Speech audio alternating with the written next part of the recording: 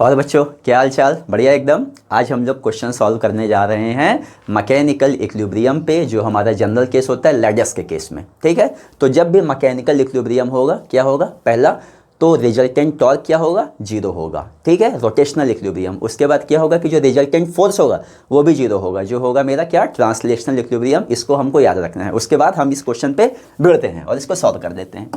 तो मेरा ये जेईई मेंस का क्वेश्चन है, a root 34 metre long ladder weighing how much, 10 kilogram, leans on a frictionless wall.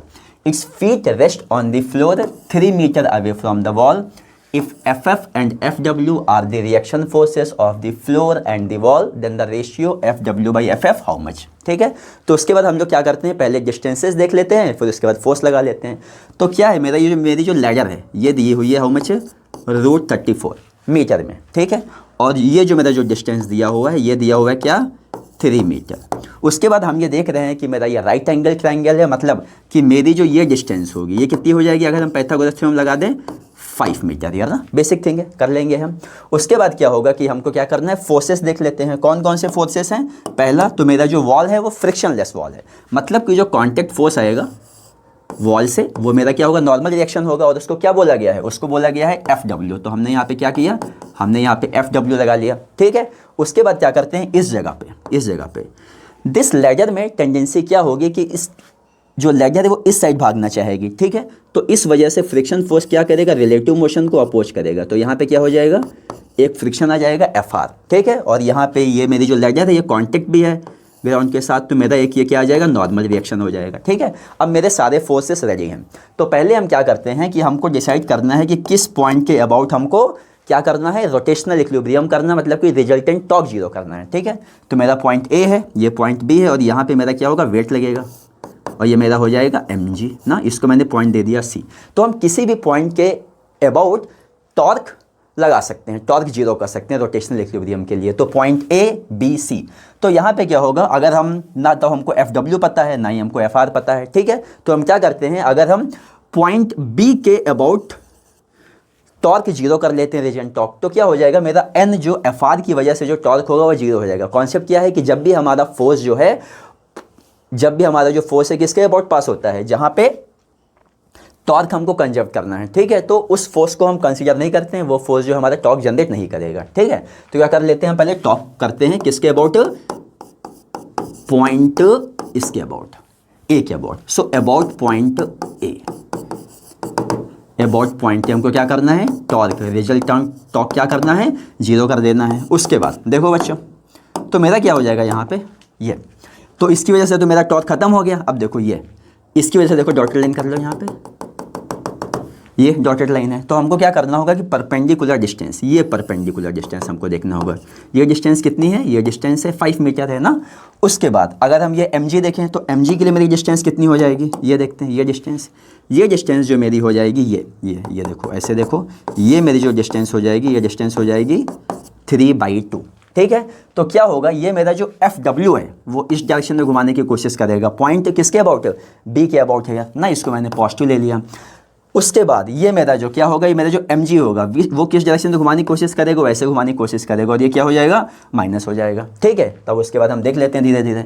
तो ये FW ये गया, परपेंडिकुलर डिस्टेंस कितनी है 5, सो FW × 5। ठीक है, माइनस ये मेरा कितना हो जाएगा, mg, मास कितना दिया हुआ है 10, g आल्सो 10 ले लेते हैं, तो ये मेरा क्या हो जाएगा 100। और ये डिस्टेंस मेरी कितनी है 3 मीटर है, तो ये डिस्टेंस कितनी हो जाएगी, ये डिस्टेंस हमने लिया हुआ है, ये डिस्टेंस ये कितनी हो जाएगी 3/2 हो जाएगी। सो 100 × 3/2 इक्वल टू 0 हो जाएगा। तो यहाँ से अगर हम कोशिश करते हैं तो FW मेरे कितना हो जाता है, 100 × 3/2 × 1/5 कितना आ गया, ये मेरा आ गया 30 न्यूटन आ गया। ठीक है, मेरा FW 30 न्यूटन आ गया। उसके बाद क्या देखते हैं, FW हमको पता चल गया है, लेकिन उसके बाद हमको क्या पता करना है, FF पता करना है। तो FF के लिए क्या करते हैं हम लोग, देखो यहाँ पे ये हॉरिजॉन्टल डायरेक्शन में हम एक ट्रांसलेशनल इक्विलिब्रियम लगाते हैं। किस डायरेक्शन में, हॉरिजॉन्टल डायरेक्शन में। तो यहाँ पे एक फोर्स FW है, यहाँ पे फोर्स FR है। तो अगर हम करते हैं सिग्मा FX 0 है, तो यहाँ पे क्या हो गया, दोनों फोर्सेस क्या होंगे, बैलेंस्ड आउट हो जाएंगे। मतलब कि ये मेरा जो FW होगा ये किसके बराबर हो जाएगा, FR के बराबर हो जाएगा। और इसकी वैल्यू अभी मैंने कितनी निकाल ली है, 30। तो ये मेरा कितना हो जाएगा 30 न्यूटन हो जाएगा। उसके बाद हमको एफ आर पता चल गया 30 न्यूटन, एफ डब्ल्यू भी पता चल गया 30 न्यूटन।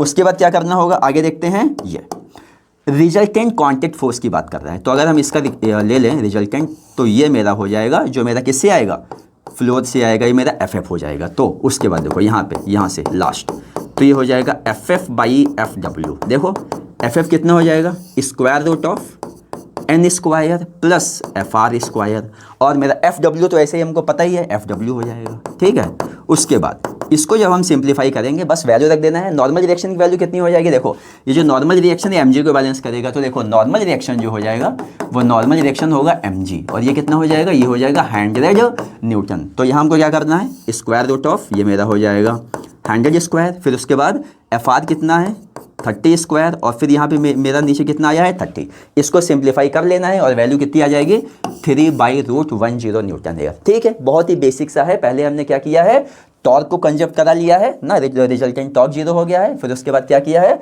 ये ट्रांसलेशनल इक्विलिब्रियम लगाए और हमारा क्वेश्चन सॉल्व हो गया है आसानी से। ठीक है, उसके बाद देखते हैं अगला क्वेश्चन। ये मेरा जेई एडवांस का क्वेश्चन है, थोड़ा सा ये आया है लगभग 2015 के आसपास। देख लेते हैं इसको। तो देखो, 2 identical ladders each of mass m and length l are resting on the rough horizontal surface as shown. A block of mass m hangs from P. If the system is in equilibrium, find the magnitude and direction of frictional force at A and B here. ठीक है, तो हमको frictional force पता करना है। तो यहाँ पे भी देखते हैं, पहले तो लगा लेते हैं कि क्या क्या फोर्सेस लगेंगे। यहाँ जो मेरा जो फोर्स लगेगा, ये मेरा जो फोर्स लगेगा वो होगा mg। ठीक है, और यहाँ पे जो फोर्स लगेगा ना लेडर के सेंटर ऑफ मास पे, ये फोर्स कितना हो जाएगा, ये हो जाएगा mg, और ये भी कितना हो जाएगा, ये हो जाएगा mg। और उसके बाद देखते हैं लेडर जहाँ पे रेस्ट कर रही है वहाँ पे क्या क्या फोर्स लगना है। तो यहाँ पे एक फ्रिक्शन फोर्स लगेगा ना, friction always acts in the opposite direction of the relative motion. ठीक है, तो यहाँ पे एफ ए लग गया, और यहाँ पे क्या हो गया, यहाँ पे मेरा क्या लग गया, यहाँ पे मेरा एफ बी हो गया। उसके बाद नॉर्मल रिएक्शन भी लगना है। सिचुएशन दोनों ही साइड सिमेट्रिक है, तो जो नॉर्मल रिएक्शन क्या होगा वो परपेंडिकुलर लग जाएगा। ये मेरे सारे फोर्सेस लग गए हैं। ठीक है, उसके बाद डिस्टेंसेस देख लेते हैं। ये डिस्टेंस कितनी है, एल है, ये डिस्टेंस कितनी है, एल है। ठीक है, और यहाँ पे ये एंगल भी हमको दिया हुआ है, ये एंगल क्या है, थीटा है। ठीक है, तो हमको क्या पता करना है, हमको एफ ए और एफ बी पता करना है। तो यहाँ पे भी क्या करना है, सेम इक्विलिब्रियम की सिचुएशन लगानी है। तो पहले हम क्या कर लेते हैं, पहले हम ट्रांसलेशनल इक्विलिब्रियम लगा लेते हैं। तो उसके अकॉर्डिंग क्या हो जाएगा, मेरा जो रिजल्टेंट फोर्स है वो मैं क्या कर लेता हूँ कि वर्टिकल डायरेक्शन में 0 कर लेता हूँ। ठीक है, तो मैंने क्या किया, अपवर्ड पॉजिटिव ले लिया है और डाउनवर्ड नेगेटिव ले लिया। तो अपवर्ड कौन कौन से फोर्स लग रहे हैं इस पूरे सिस्टम पे, नॉर्मल डायरेक्शन ऊपर लग रहा है और ये नॉर्मल डायरेक्शन भी ऊपर लग रहा है। तो टोटल कितना हो गया है 2n माइनस ये mg नीचे जा रहा है, बाकी के 2 mg भी नीचे जा रहे हैं, तो क्या हो जाएगा -mg एंड हेयर -2mg 0। तो अब अगर हम इसको सिंप्लीफाई कर लेते हैं तो क्या हो जाता है, 2n equal to 2m plus m into g. यहाँ से मेरा नॉर्मल डायरेक्शन क्या आ गया है, ये मेरा नॉर्मल डायरेक्शन आ जाएगा, देख लेते हैं m प्लस m/2 इंटू जी। ठीक है, हमारा ये नॉर्मल डायरेक्शन रेडी हो गया है। ठीक है, उसके बाद हम क्या करते हैं, उसके बाद हम करते हैं किसको, कंजर्व्ड एंगुलर मोमेंटम को कंजर्व, मतलब कि टॉर्क क्या हो जाएगा, रिजल्टेंट टॉर्क 0 हो जाएगा। ठीक है, तो इसको हम यहाँ कहीं पे लिख लेते हैं, जो हमको जरूरत पड़ेगी बाद में, n इक्वल टू जो जरूरत पड़ेगी हमको m प्लस m/2 इंटू जी, ये जरूरत पड़ेगी हमको। ठीक है, इसके बाद हम रख कर लेते हैं, क्योंकि हमको अभी इस डायग्राम की ज़रूरत है ना बच्चों। तो ठीक है, ये हो गया। अब इसके बाद क्या करते हैं, हम यहाँ पे लगाते हैं क्या, टॉर्क को 0 करना है। तो रोटेशनल इक्विलिब्रियम करने जा रहे हैं, मैंने कर लिया इस लेजर 1 पे, इस लेजर 1 पे मैंने क्या किया, टॉर्क में 0 कर लेता हूँ, रिजल्टेंट टॉर्क को क्या कर लेता हूँ, 0 कर लेता हूँ। अब देखो बच्चों कि क्या लगता है, यहाँ पे हमेशा टॉर्क का फॉर्मूला क्या होगा, याद रखना है, टॉर्क होता है F इंटू आर परपेंडिकुलर, हमेशा परपेंडिकुलर डिस्टेंस लेनी है। ठीक है, तो उसके बाद देखो ये जो मेरी लेंथ है ये क्या है, L है, तो ये कितनी हो जाएगी, डॉटेड लेंथ कर लो इसको, ये लेंथ थोड़ा याद रखनी है हमको, ये कितना हो जाएगा, ये L है, तो ये मेरा हो जाएगा L cos थीटा।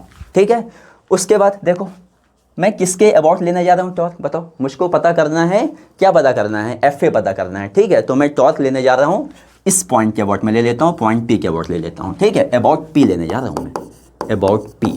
तो बताओ किस फोर्स की वजह से टॉर्क 0 हो जाएगा, किस फोर्स की वजह से टॉर्क 0 हो जाएगा, दिस mg की वजह से क्या हो जाएगा, टॉर्क 0 होने जा रहा है। ठीक है, तो उसके बाद हम देख लेते हैं क्या होने जा रहा है। देखो बच्चों, ये एफ ए है ना, एफ ए किस डायरेक्शन में रोटेट कराएगा, ये ऐसे रोटेट कराने लगेगा, प्लस कर लेते हैं। ठीक है, और ये mg किस डायरेक्शन में रोटेट कराएगा, ये ये ऐसे रोटेट कराएगा इसके अबाउट ना, इसके अबाउट ये माइनस ले लेते हैं। और ये नॉर्मल डायरेक्शन कैसे रोटेट कराने जा रहा है, पॉइंट पी के अबाउट, ये भी ऐसे रोटेट कराने जा रहा है, ठीक है। तो इसके लिए क्या हो जाएगा, ये प्लस है और ये भी ठीक है प्लस है, सेम रोटेशन है, और ये माइनस है, ठीक है। तो अब 1 by 1 लेते हैं, ठीक है। तो पहले हम बात कर लेते हैं mg की। तो mg देखो, ये डिस्टेंस हमको चाहिए, कौन सी डिस्टेंस चाहिए, परपेंडिकुलर डिस्टेंस हमेशा चाहिए होती है, ये डिस्टेंस यहाँ से ये डिस्टेंस हमको चाहिए, परपेंडिकुलर डिस्टेंस। कितनी हो जाएगी ये डिस्टेंस बताओ, ये डिस्टेंस हो जाएगी मेरी L cos θ/2, ठीक है, L cos θ/2 हो जाएगी। mg की वजह से मेरा सॉल्व हो गया मामला। उसके बाद FA देख लेते हैं, FA भी ऐसे रोटेट कराने जा रहा है। FA में परपेंडिकुलर डिस्टेंस कितनी हो जाएगी बताओ, ये FA तो वैसे जा रहा है, हमको ये डिस्टेंस चाहिए, तो क्या हो जाएगा, ये तो L cos θ हो गया, ये डिस्टेंस कितनी हो जाएगी, ये हो जाएगी L sin θ ना, ये डिस्टेंस हमको चाहिए परपेंडिकुलर डिस्टेंस। तो FA इंटू L sin θ और इक्वल टू, उसके बाद मेरा क्या बचा है, FA हो गया, mg हो गया। नॉर्मल डायरेक्शन चाहिए, नॉर्मल डायरेक्शन की वजह से क्या हो जाएगा n, एंड ये परपेंडिकुलर डिस्टेंस हमको पता है, ये क्या है, L cos θ है, ठीक है। तो उसके बाद बच्चों अगर हम देखते हैं FA, तो FA क्या हो जाता है, FA अगर हम देख लेते हैं तो ये मेरा हो जाता है n cos θ minus mg into L cos θ/2 by L sin θ, ठीक है। इसको थोड़ा सिंप्लीफाई करते हैं तो ये मेरा क्या हो जाएगा, cos θ और sin θ क्या हो जाएगा, कैंसिल हो जाएगा, ठीक है। और देखो यहाँ पे L है तो L भी कैंसिल हो जाएगा, तो इसको हम क्या लिख सकते हैं, n cot θ माइनस, उसके बाद क्या हो जाएगा, ये LL कैंसिल हो जाएगा, और ये मेरा देखो ये L कैंसिल हो जाएगा, यहाँ पे भी हो गया था। तो ये मेरा हो जाएगा बच्चों mg/2 cot θ, mg/2 cot θ ये हो गया, ठीक है। अब बस क्या करना है, हमको n की वैल्यू उठा के यहाँ से यहाँ पटक देनी है, और इसको सॉल्व करते ही मेरा आंसर आराम से बनेगा, आराम से बिंदास आंसर मेरा आने जा रहा है, ये हो जाएगा g इंटू cot θ, मस्त बिंदास आंसर आ जाएगा ये, ठीक है। तो बच्चों इन दोनों ही क्वेश्चन में हमने क्या किया है, इक्विलिब्रियम कंडीशन अप्लाई किया है, ठीक है। ऐसे ही पढ़ते थे और ऐसे ही फोड़ते थे बच्चों, ठीक है। Thank you so much.